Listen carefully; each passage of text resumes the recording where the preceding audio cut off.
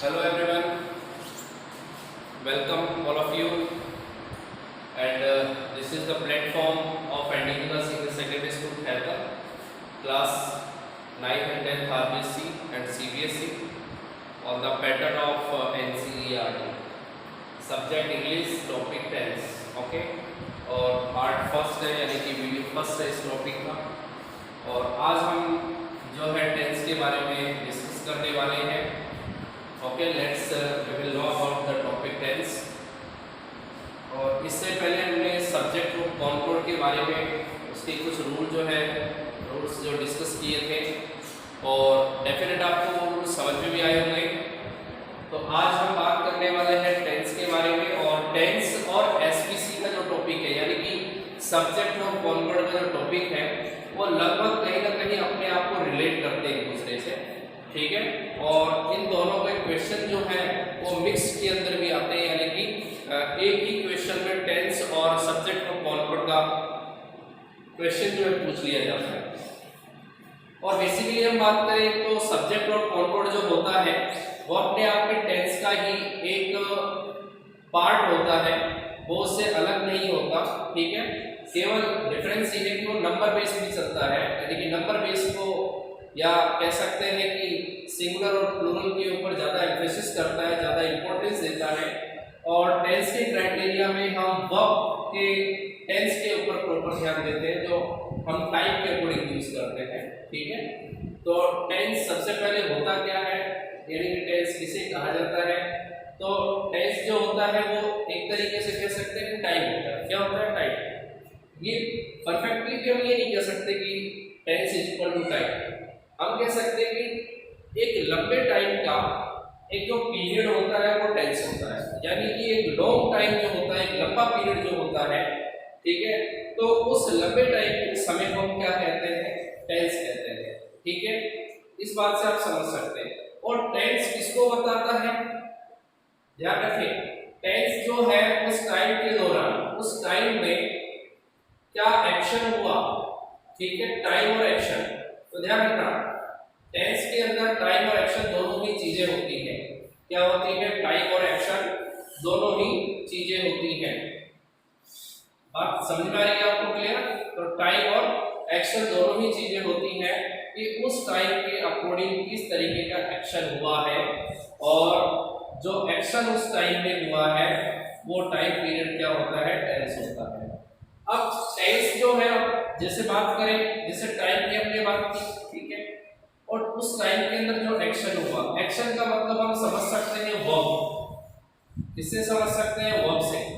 तो डेफिनेटली हम कह सकते हैं कि वर्ब जो होती है वो हमेशा किसके अकॉर्डिंग काम करती है? टाइम के अकॉर्डिंग काम करती है, टेंस के अकॉर्डिंग काम करती है। किसके अकॉर्डिंग? टेंस के अकॉर्डिंग काम करती है, ठीक है। अब इस टॉपिक में हमें ये बात ध्यान रखनी है कि वर्ब इंपॉर्टेंट क्यों है। क्या वर्ब के बिना टेंस पढ़ना मुश्किल है? क्या आपको लगता है कि एक वर्ब के बिना एक टेंस जो होता है उसका कोई इंपॉर्टेंस नहीं होता? तो इसके लिए मैं आपको एक एग्जांपल के थ्रू बताता हूँ आपको। जैसे मैंने कहा he takes tea every morning, okay. यहाँ पे हम देख सकते हैं कि यहाँ सब्जेक्ट ही मिला, वर्ब आपको क्या मिली? टेक्स्ट। ऑब्जेक्ट आपको क्या मिला? टी। और एवरी मॉर्निंग आपको क्या मिला? एडवर्ब। तो ये सब्जेक्ट है, ये वर्ब है, ये ऑब्जेक्ट है, और ये आपका एडवर्ब। जैसे ही मैंने इसको टेंस को बदला तो मैंने यहाँ पर इसका कर दिया टुक, टी और एवरी मॉर्निंग, ठीक है। ऐसा मत सोचना कि एवरी मॉर्निंग पास में नहीं आता। सब्जेक्ट हुआ, वर्ब हुआ, ऑब्जेक्ट हुआ और एडवर्ब हुआ, क्लियर। उसके बाद मैंने कहा he will take tea every morning, clear है। यहां देख सकते हैं सब्जेक्ट हुआ, ठीक है। उसके बाद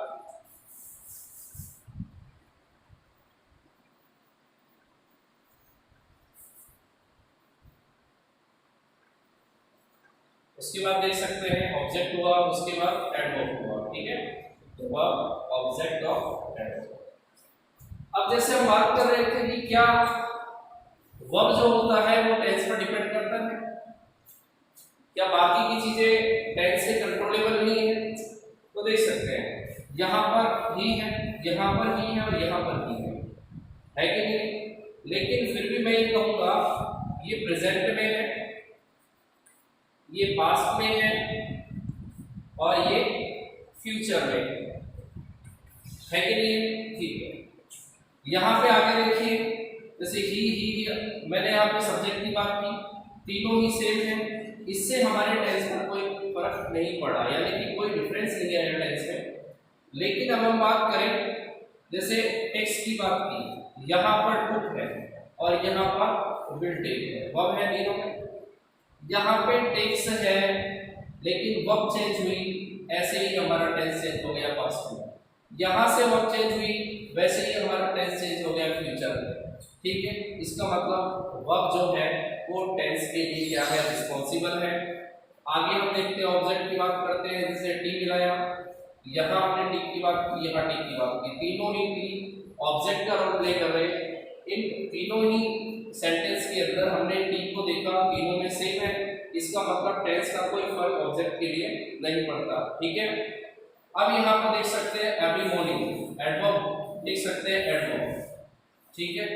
एडवर्ब से भी यहाँ पर हमारे टेंस पर कोई फर्क नहीं पड़ा, लेकिन फिर भी एडवर्ब कहीं ना कहीं थोड़ा बहुत रोल प्ले जरूर करते हैं, ठीक है। इसका मतलब क्या होता है कि एडवर्ब जो है वो भी टाइम से रिलेट होता है, इसके अकॉर्डिंग हम कह सकते हैं कि एडवर्ब जो है कहीं कहीं हमारे टेंस के लिए रिस्पॉन्सिबल होता है। लेकिन हम मेनली वर्ब की बात कर रहे हैं, और वर्ब जो होता है वो टेंस के अंदर अपनी रिस्पॉन्सिबिलिटी को प्ले करता है, ओके। तो डेफिनेटली आपको बात समझ में आई होगी कि टेंस के इस टॉपिक में हम क्या करने वाले हैं। टेंस के इस टॉपिक में हमें वर्ब की एप्रोप्रिएट फॉर्म जो है पता होना चाहिए, यानी कि वर्ब की जो फॉर्म है उसके बारे में हमें पता होना चाहिए। अब तक की 7th 8th 9th क्लास में आपने पढ़ा होगा कि वर्ब की कितनी फॉर्म होती है। एक समय का फर्स्ट फॉर्म होती है, सेकंड होती है, थर्ड होती है, फोर्थ फॉर्म होती है, इसको प्रेजेंट फॉर्म, पास्ट फॉर्म, ठीक है। इसके अलावा परफेक्ट पार्टिसिपल, प्रेजेंट पार्टिसिपल के नाम से जानते हैं। और ये आपने जो वर्ब का क्लासिफिकेशन है अपनी प्रीवियस क्लासेस के अंदर रीड आउट किया होगा, ठीक है। और यहाँ पर भी हम उसी तरीके से बात करने वाले हैं कि वर्ब की सही फॉर्म हम कैसे भरें, ठीक है, वर्ब की सही फॉर्म। लेकिन अब वर्ब जो काम करेगी किसके अकॉर्डिंग, टाइम के अकॉर्डिंग। तो एक टाइम के अकॉर्डिंग हम वर्ब का सही एप्रोप्रिएट यूज कैसे कर सकते हैं उसके बारे में हम जानेंगे। तो सबसे पहले हम बात करते हैं कि हमारे पास कितने टेंस होते हैं, ठीक है। टेंस के कौन से क्लासिफिकेशन होते हैं, उन क्लासिफिकेशन के अंदर हम कौन से सेंटेंस जो है हमारे टॉपिक में काम में लेंगे।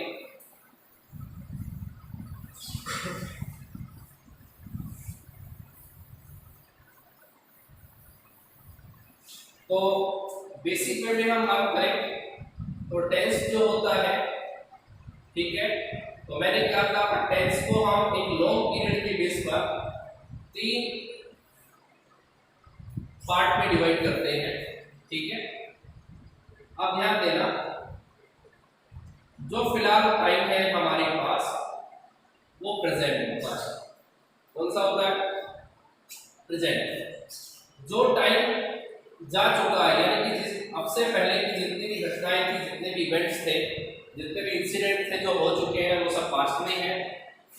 और नेक्स्ट हम फ्यूचर की बात कर रहे हैं, नेक्स्ट फ्यूचर की बात जब हम करें तो वो टाइम जो अभी तक हमने नहीं देखा, वो टाइम जो अभी तक हमने नहीं देखा वो किसमें होगा, फ्यूचर में होगा। बात करते हैं कि इन 3 टेंस को हमने अपने अकॉर्डिंग जो है इनकी क्लासिफिकेशन कर रखे हैं। क्लासिफिकेशन की बात करें तो हमने यहाँ पर प्रेजेंट का भी इंडेफिनिट किया हुआ है, पास्ट में भी इंडेफिनिट है, ठीक है, इंडेफिनिट है, और साथ में फ्यूचर का भी इंडेफिनिट आता है, ठीक है।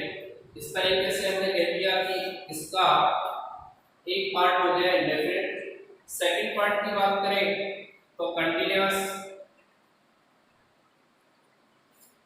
इसको भी हम कंटिन्यूअस में डिवाइड करेंगे और इसको भी कंटिन्यूअस में। ठीक है, एक पार्ट इसका कंटिन्यूअस का हुआ। थर्ड हम बात कर रहे हैं परफेक्ट की, तो इसमें भी परफेक्ट है, यहाँ पर भी परफेक्ट है और यहाँ पर भी परफेक्ट है। ठीक है, इसके अलावा परफेक्ट कंटिन्यूअस,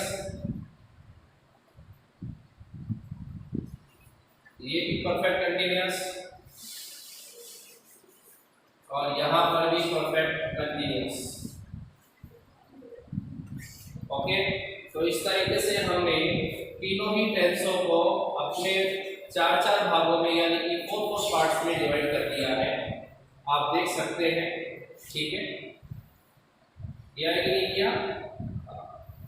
तो इस तरीके से हमने इसको डिवाइड कर दिया कि नहीं कर दिया?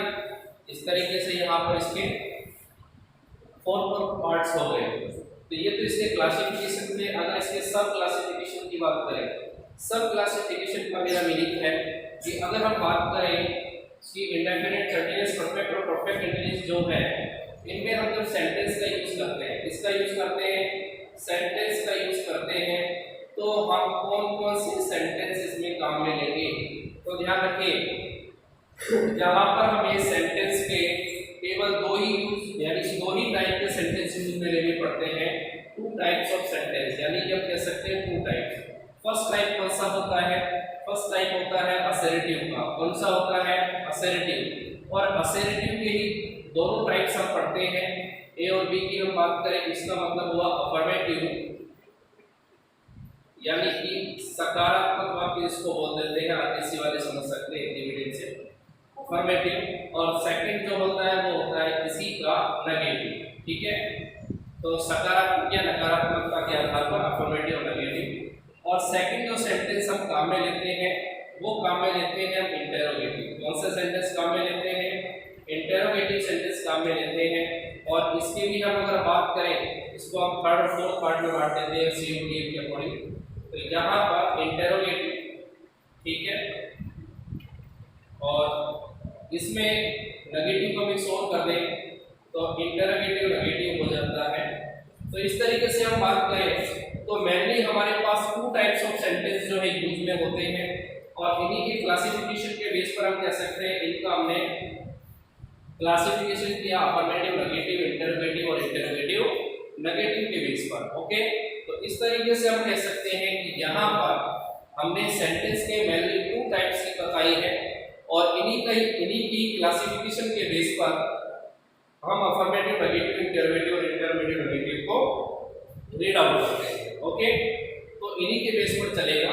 तो सबसे पहले अब आप ध्यान दीजिए कि इंडेफिनिट क्या होता है, कंटीन्यूअस क्या होता है, परफेक्ट क्या होता है, परफेक्ट कंटीन्यूअस क्या होता है।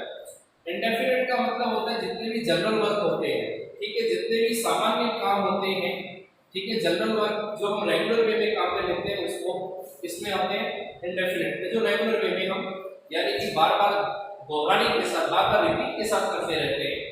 कंटीन्यूअस का मतलब होता है एक काम जो लगातार अभी तक कंटीन्यूअस चल रहा है। ठीक है, परफेक्ट का मतलब होता है जो काम हमने कंप्लीट कर लिया है, और परफेक्ट कंटीन्यूअस का मतलब होता है जो काम पहले भी हो रहा था और वही काम अभी प्रेजेंट में भी चल रहा है, यानी कि पास्ट में भी था तो प्रेजेंट में भी चल रहा है। ऐसे कुछ काम जो प्रेजेंट में थे और जो फ्यूचर में भी चलेंगे।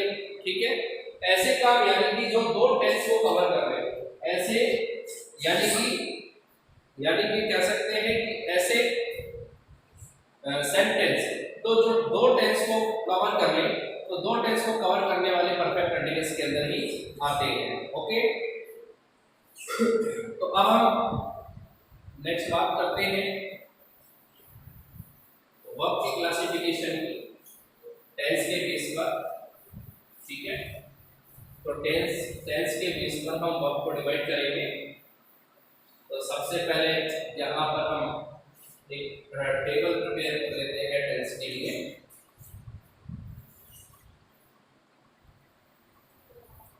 ठीक है, और एक टेबल हम प्रिपेयर कर लेते हैं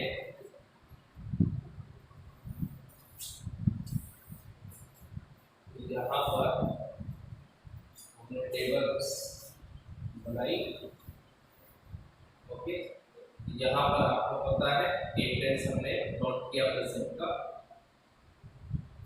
टेंस के बाद फिर उसके बाद प्रेजेंट और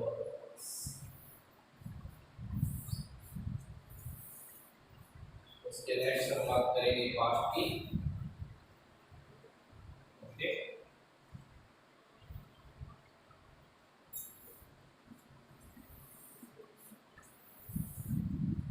और उसके नेक्स्ट हम बात करेंगे फ्यूचर की। ठीक है,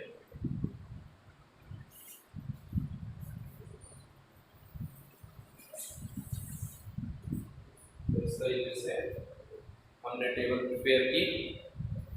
ओके, तो हमारे पास तीन टेंस है, प्रेजेंट है, पास्ट है, फ्यूचर है। और अभी अभी हमने आपको बताया था कि हम तीनों ही टाइप के टेंस को जो है फोर पार्ट्स के अंदर डिवाइड करते हैं। ठीक है, फोर टाइप्स के अंदर डिवाइड कर देते हैं इस तरीके से। और यहाँ पे हम उनके फोर टाइप्स लिखते हैं इंडेफिनिट, सेकंड हम बात करते हैं कंटीन्यूअस की, और फिर उसके बाद बात करते हैं परफेक्ट की, और उसके बाद बात करेंगे परफेक्ट कंटीन्यूअस। ठीक है, तो यहाँ पर आप देख सकते हैं जो इंडेफिनिट होता है उसको सिंपल के नाम से भी कई स्टूडेंट जानते हैं, इंडेफिनिट को ही सिंपल के नाम से जानते हैं। कंटीन्यूअस की बात करें तो कंटीन्यूअस को ही प्रोग्रेसिव टेंस के नाम से भी जानते हैं। और परफेक्ट की बात करें तो परफेक्ट परफेक्ट होता है, परफेक्ट कंटीन्यूअस, परफेक्ट इम्परफेक्ट भी कह सकते हैं, परफेक्ट प्रोग्रेसिव भी कह सकते हैं। ओके, तो यहाँ पर अब हम सबसे पहले प्रेजेंट के इंडेफिनिट की बात करेंगे, फिर पास्ट के इंडेफिनिट की बात करेंगे। ठीक है, तो पहले प्रेजेंट और पास्ट लेकर ही चलते हैं, क्योंकि पहले हम जो प्रेजेंट और जो पास्ट है इन दोनों टेंस के हम एक्शन भी देखते हैं, और दोनों टेंस की हमें एक्शन के बारे में भी पता है, लेकिन फ्यूचर जो है इसके बारे में हमें कुछ नहीं पता। इसी की वजह से फ्यूचर जो टाइम था, लेकिन अब धीरे धीरे मॉडर्न इंग्लिश ने इसको एक्सेप्ट करते हुए क्या कर लिया, फ्यूचर को भी टेंस का ही एक फॉर्म दे दिया, यानी कि इसको भी एक टेंस बना दिया। तो प्रेजेंट इंडेफिनिट की बात करें तो सबसे पहले जब हम वर्ब की बात कर रहे हैं तो हम बात करते हैं फर्स्ट फॉर्म। ठीक है, तो इंडेफिनिट के अंदर फर्स्ट फॉर्म का यूज होता है प्रेजेंट में। और आपको मैंने एसपीसी के टॉपिक में बताया था, अगर वर्ब का सब्जेक्ट जो है सिंगुलर है उस वे में एस या एस का यूज करते हैं। अदरवाइज हम बात करें, ये तो बात हुई किसकी, अफर्मेटिव सेंटेंस की, एस का मतलब अफर्मेटिव सेंटेंस की। लेकिन जब हम नेगेटिव इंटरोगेटिव और इंटरोगेटिव नेगेटिव का यूज करते हैं उस वे में, यानी कि हमारे पास हेल्पिंग वर्ब का यूज करना पड़ता है, और डू डज, और डू डज में यहाँ पे वर्ब की फर्स्ट फॉर्म। ठीक है, और ये बात कर रहे हैं हम नेगेटिव सेंटेंस, इंटरोगेटिव सेंटेंस और इंटरोगेटिव नेगेटिव सेंटेंस की बात कर रहे हैं। क्लियर है? इसी तरीके से पास्ट में गए, यहाँ वर्ब की सेकंड फॉर्म यूज होती है, एस या एस का कोई इंपॉर्टेंस नहीं होता, क्योंकि एस या एस वर्ब में केवल फर्स्ट फॉर्म के साथ ही यूज हो पाती है। ठीक है, ये केवल अफर्मेटिव सेंटेंस के लिए है। और अगर हमने नेगेटिव इंटरोगेटिव और इंटरोगेटिव नेगेटिव की बात की तो डिड के साथ फर्स्ट फॉर्म। तो ये बात आप ध्यान दें, डू हो चाहे डज हो चाहे डिड हो, इन तीनों के साथ फर्स्ट फॉर्म ही यूज होगी। कैसे होगी? First form. और अब यहाँ पे बात कर रहे हैं किसके लिए है, तो यहाँ पर ये नेगेटिव के लिए, इंटरोगेटिव सेंटेंस के लिए और इंटरोगेटिव नेगेटिव सेंटेंस के लिए है। ठीक है, अब चलते हैं प्रेजेंट कंटीन्यूअस। कंटीन्यूअस का मतलब आप जानते ही हो। ठीक है, तो यहाँ पर हेल्पिंग वर्ब क्या होगी, is are helping verb form आएगी, और यहाँ पर हम आईएनजी का यूज करेंगे। हम इसको फोर्थ फॉर्म के नाम से भी जानते हैं, आईएनजी फॉर्म फोर्थ फॉर्म के नाम से भी जानते हैं। पास्ट कंटीन्यूअस की बात करें तो पास्ट कंटीन्यूअस में हेल्पिंग वर्ब क्या हुई, वाज इट वर, और वही हमने यहाँ पर आईएनजी का यूज किया। ठीक है, फोर्थ फॉर्म का यूज किया। क्लियर? प्रेजेंट परफेक्ट की बात कर रहे हैं। प्रेजेंट परफेक्ट में हैज हैव का यूज किया, हैज हैव ध्यान देना, हैज हैव और हैज और है ये तो हेल्पिंग वर्ब हो गई। और मैन वर्ब की बात करें तो यहाँ पे हमने थर्ड फॉर्म यूज किया।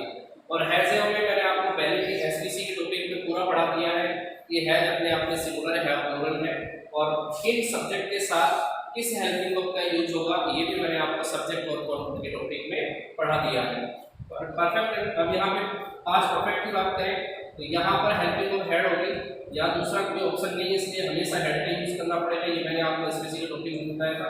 तो हेड के साथ थर्ड फॉर्म। यहाँ पर हैज और हैव, आपको पता है कि हमें यहाँ पर आईएनजी का यूज करना पड़ता है। किसका यूज करना पड़ता है? आईएनजी फॉर्म का। लेकिन हैज हैव के साथ आईएनजी नहीं आती, इसीलिए हमारे पास क्या ऑप्शन है? बी। तो हैज हैव बीन, ठीक है। तो हैज हैव के साथ जो बीन है, हैज हैव के साथ जो बीन लगाने पर ही आईएनजी को हम ऐड कर सकते हैं। यहाँ पर हम देख सकते हैं हेड के साथ बी, ठीक है, और उसके साथ ही हम यहाँ पर आईएनजी का यूज करेंगे। फ्यूचर में एक ही टाइप की हेल्पिंग वर्ब का यूज होता है, शैल विल। इसका शैल विल का यूज होता है, और आपको पता है मॉडल के रूप में भी काम आती है, इसलिए शैल विल के साथ फर्स्ट फॉर्म का यूज हुआ। नेक्स्ट हम बात करते हैं फ्यूचर की। तो यहाँ शैल विल के साथ क्या ऐड करेंगे? बी ऐड कर देंगे। क्या ऐड कर देंगे? बी ऐड कर देंगे। और बी के साथ फिर हम अगर बात करें मैन की तो आईएनजी फॉर्म आ जाएगी, क्योंकि कंटीन्यूअस है। इसमें भी शैल विल का ही यूज होगा, लेकिन यहाँ पर हैव का यूज करेंगे, क्योंकि यहाँ पर शैल विल के साथ तो फर्स्ट फॉर्म आती है, लेकिन अगर थर्ड फॉर्म यूज करनी है तो हमें हैव जो है ऐड करना ही पड़ेगा। और इसमें भी इसी टाइप से, यानी कि शैल और विल के साथ हमने बात की, तो यहाँ पे हैव बीन का यूज हो गया, ठीक है, हैव बीन का यूज हुआ, और इस हैव बीन के साथ हमने क्या ऐड कर दिया? आईएनजी फॉर्म यूज कर। इस तरीके से स्टूडेंट्स आप देख सकते हैं जो वर्ब अकॉर्डिंग टू टेंस काम आने वाली है वो आपके सामने है। क्लियर है ना? तो यहाँ पर इस टेबल को आपको बहुत अच्छे तरीके से प्रिपेयर करना है, ठीक है। जब आप इस टेबल को कंप्लीटली याद कर लेते हो तो बाकी आगे का प्रोसेस आपको धीरे धीरे धीरे सारा समझ में आने लगेगा, ठीक है। और एडवर्ब से रिलेटेड, यानी कि जो एडवर्ब है, एडवर्ब से रिलेटेड जो पूरी चार्ट होगी वो मैं आपको एज ए पीडीएफ सेंड करूंगा, ठीक है, क्योंकि बोर्ड पर लिखने में काफ़ी टाइम आपको जो है देना पड़ेगा। यानी कि यहाँ पर वीडियो के अंदर इतना टाइम नहीं होता कि बहुत ज़्यादा हम एडवर्ब के ना लिख पाए, इसीलिए मैं जो है एडवर्ब की इसके साथ अटैच जो फाइल है वो सेंड कर दूंगा, ठीक है। और आप इसको नोट कर लेना, पहले वर्ब की टेबल आप नोट करना, उसके बाद एडवर्ब नोट कर लेना। क्लियर है ना? तो एडवर्ब नोट करने के बाद फिर जो है कल से हम अपने रूल प्रोसेस के ऊपर चलेंगे कि किस टाइप के क्वेश्चन हमारे क्वेश्चन पेपर में आने वाले हैं, किस टाइप के क्वेश्चन पुटअप होंगे, ठीक है, और किस तरीके से उनको हैंडल करना है। ओके, तो इसी के साथ मैं आशा करता हूँ कि आपको ये वीडियो अच्छा लगा होगा, और अगर आपको इसी तरीके के यानी कि क्लास से जुड़ना है तो हमारे चैनल को आप सब्सक्राइब जरूर करें, ठीक है, लाइक करें और बेल आइकन जरूर दबाएं। Thank you.